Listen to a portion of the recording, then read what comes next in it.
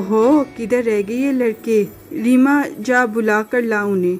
दादो कब से रात के खाने के लिए उनका डाइनिंग टेबल पर इंतज़ार करते हुए बोली। लेकिन वली और इरहाब को आते देख वहीं रुक गई। कब से इंतज़ार कर रही, मैं इतनी देर लगा दी। आइंदा ऐसा हुआ तो खाना नहीं मिलेगा, समझे? दादो उनको बैठते देखकर गुस्से बोली। जी दादो, ओके। वो दोनों बाप बेटा एक साथ ही बोले थे और एक दूसरे को देखकर मुस्कुरा रहे थे, क्योंकि वो दोनों अच्छे से जानते थे कि उनका खाना तो कभी बंद नहीं हो सकता। दादो खुद ही बेचैन रहेंगी। वली, सो जाओ बेटा, मैंने सुबह ऑफिस भी जाना है। 11 बज गए। इरहाब जमाई रोकते हुए वली से बोला।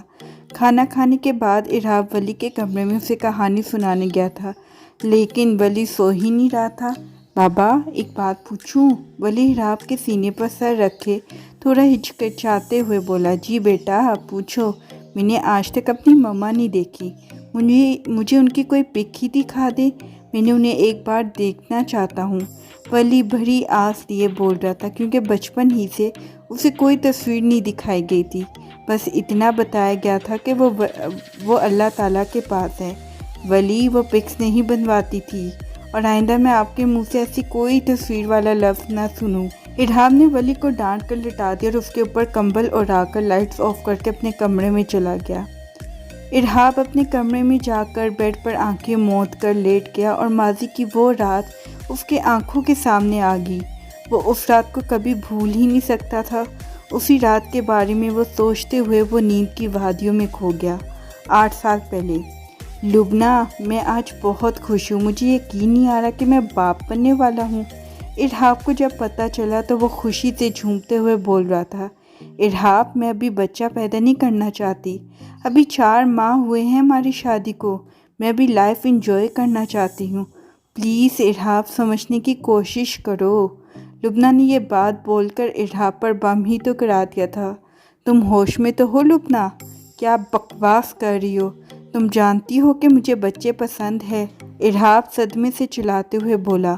चिल्लाओ मत, मैंने तुमसे शादी इसलिए नहीं की थी कि तुम्हारे बच्चे बैठ के पालूंगी। बच्चे चाहिए तो दूसरी शादी कर लो और मुझे तलाक दे दो, और उसी से बच्चे पैदा करते रहना। मतलब मेरी कोई ज़िंदगी नहीं, और मैं अभी से बच्चे संभालने बैठ जाऊं? लुबना गुस्से में बोलती हुए कमरे से बाहर चली गई और इरहाब तकलीफ से कमरे में मौजूद बेड के पास नीचे गिर गया। इस पे साइन करो। अगले दिन लुबना एक पेपर इरहाब के सामने रखकर बोली। ये क्या है? इरहाब ने पेपर पकड़ते हुए पूछा।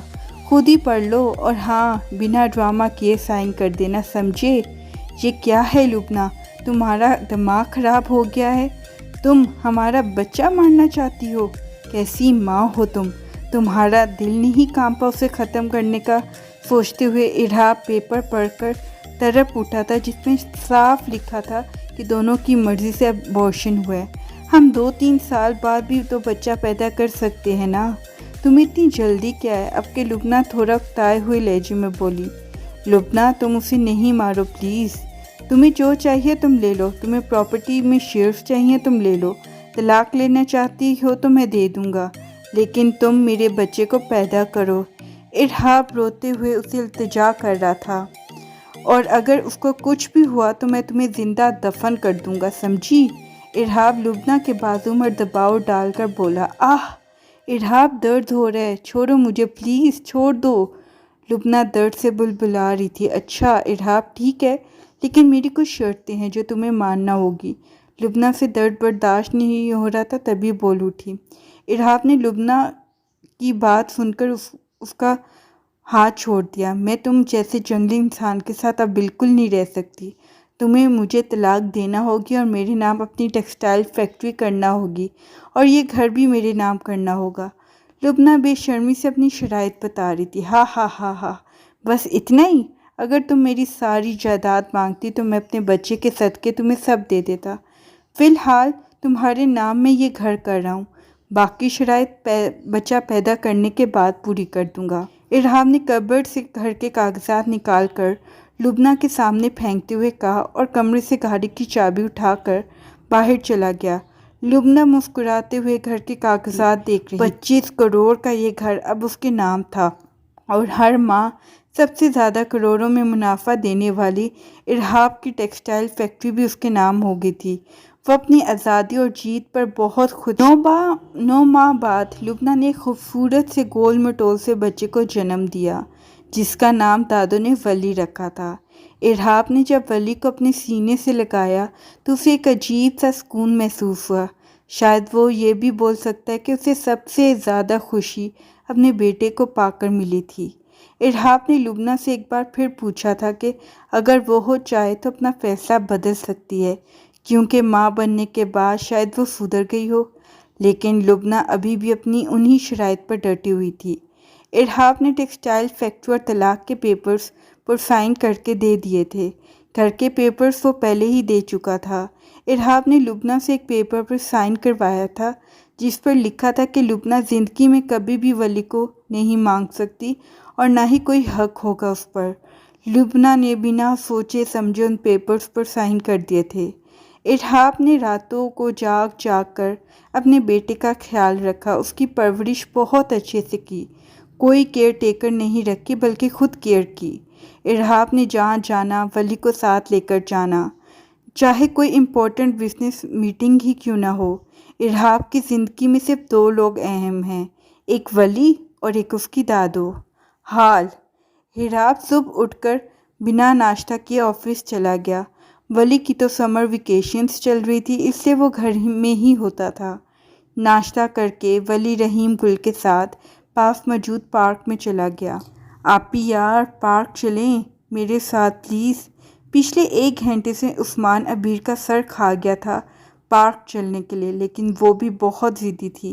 مجال ہے جو ٹس سے مس ہوئی ہو۔ آپی آئس کریم کھلاؤں گا پکا۔ آخر عثمان کو اسے لالچ دینا پڑی۔ ٹھیک ہے میں میگنم کھاؤں گی۔ اس نے بھی اپنی پسند بتا دی۔ یار آپی وہ بہت مہنگی ہے، کچھ خیال کر لو، چھوٹا بھائی ہوں تمہارا۔ عثمان نے اپنی لالچی بہن کو شرم دلانا چاہی۔ آخر بہت محنت کے بعد عبیر جانے کے لیے راضی ہو گئی اور دونوں پارک کی طرف چل نکلے۔ رحیم گل ولی کو بالنگ کروا رہا تھا اور وہ بیٹنگ کر رہا تھا۔ رحیم گل نے ایک فاسٹ بال کرائی اور ولی نے زور سے بال کو ہٹ کیا اور بال سامنے سے آتی ایک لڑکی کو لگ گئی۔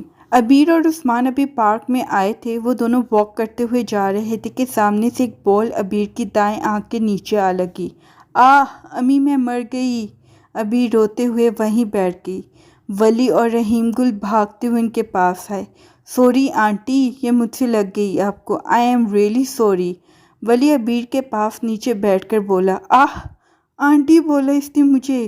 عبیر نے ایک نفر ولی کو دیکھا پھر عثمان کی طرف دیکھتے ہوئے رو کر بولی، اگر آپ چاہتے ہو کہ تماشا نہ لگے تو اسے آنٹی نہیں آپی کہو جلدی سے۔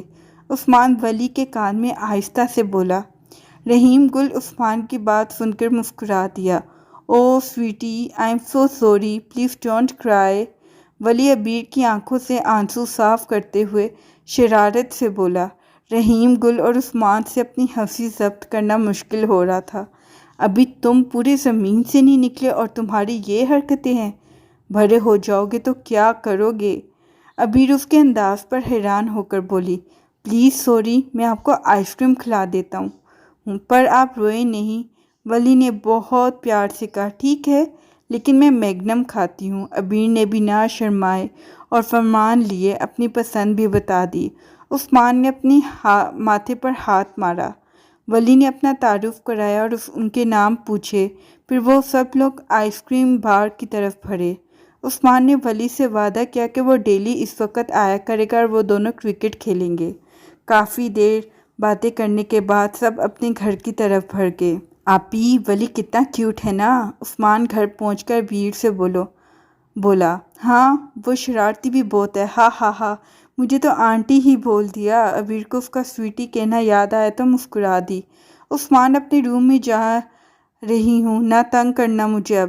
عبیر عثمان کو تنبیہ کرتے ہوئے اپنے کمرے میں چلی گئی۔ چل بھائی عثمان پڑھ لے اگر بائک چاہیے تو۔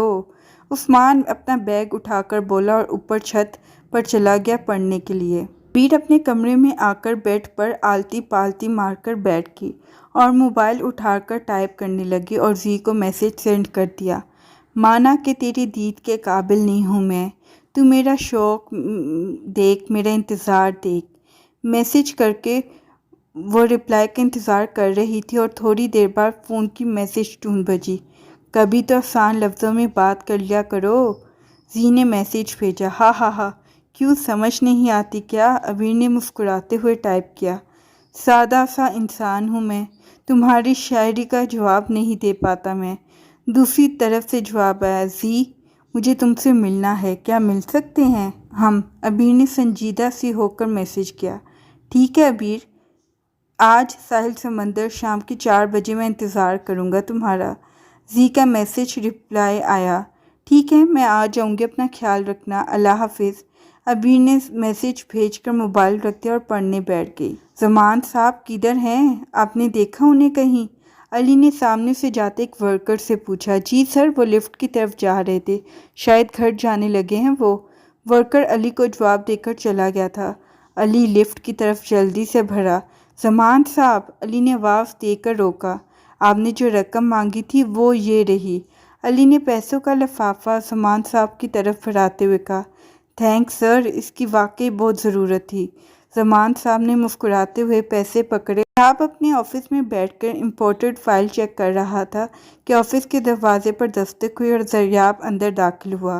ارحاب نے دستک دینے والے کو دیکھا تو سامنے زریاب کھڑا تھا۔ او بڑی، تم کب آئے؟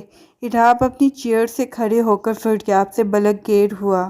تمہیں خوش ہونے کی ضرورت نہیں ہے، میں تم سے ناراض ہوں، تجھے ذرا شرم نہیں آئی؟ تو میرا بچپن کا یار ہے اور میری انگیجمنٹ اٹینڈ کیے بنا ایسے ہی دفع ہو گیا تھا۔ زریاب ارحاب پر اس دن کا غصہ نکالتے ہوئے وہیں سامنے میں موجود صوفے پر بیٹھ گیا تھا۔ تم جانتے ہو زریاب میں کس وجہ سے وہاں سے گیا تھا؟ اور تم بتاؤ وہ وہاں کیا کر رہی تھی؟ ارحاب نے کھڑے کھڑے ناگواری سے کہا، وہ بی کے کی وائف ہے۔ زریاب نے بالکل نارمل سے انداز میں ارحاب پر دھماکہ کر دیا تھا۔ کیا؟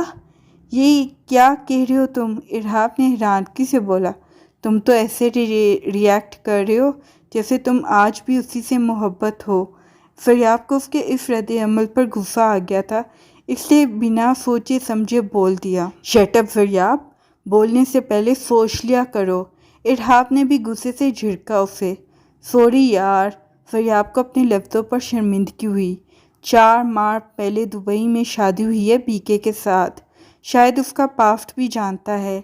زریاب نے ارحاب کو بتایا، مجھے بی کے کمپنی کے ساتھ اپنی پروجیکٹ ڈیل ختم کرنی ہوگی۔ ارحاب بول کر اپنے پی اے کو فون کرنے لگا تھا۔ ارحاب، جوش سے نہیں، ہوش سے کام لو، ایسی غلطی مت کرنا، یہ تمہارے بزنس کے لیے نہیں صحیح۔ زریاب نے ارحاب کو سمجھانے کی کوشش کی۔ تو تم کیا چاہتے ہو؟ ہاں، اس عورت کو ایک لمحے کے لیے برداشت نہیں کر سکتا میں۔ میٹنگ ہوگی، کچھ بھی ہوگا تو وہ اس کے ساتھ ہوگی، اور میں اس گھٹیا عورت کا وجود اپنے آس پاس بھی نہیں چاہتا، سمجھے تم؟ ارحاب نے غصے سے چلاتے ہوا اپنا ٹیبل پر موجود سامان ہاتھ مار کر نیچے پھینک دیا اور اپنا کوٹ چیئر سے اٹھا کر باہر چلا گیا۔